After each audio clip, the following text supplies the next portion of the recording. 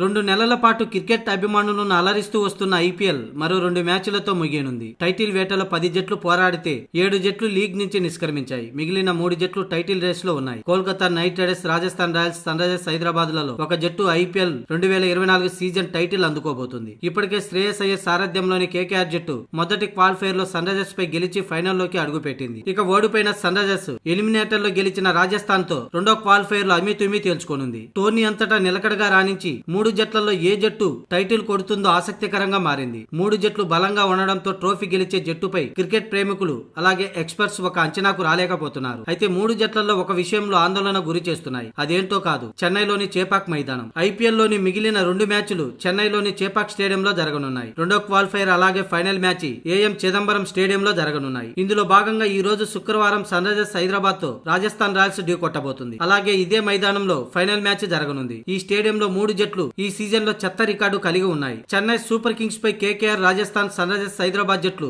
ఈ సీజన్ లో చిత్తుగా ఓడాయి. దీంతో ఈ పిచ్చి ఎలా అనుకూలిస్తుందో ఒక అంచనాకు రాలేకపోతున్నారు. ప్లే ఆఫ్స్ లో చెన్నై రాకపోవటం ఈ 3 జట్లకు కలిసి వచ్చే అంశం. స్లో పిచ్ కావడంతో స్పిన్నర్లకు అనుకూలించే అవకాశాలు ఉన్నాయి. మరి ఏ జట్టు చేపాక్ గ్రౌండ్ లో ఆధిపత్యం చూపించి ట్రోఫీ కొడుతుందో చూడాలి.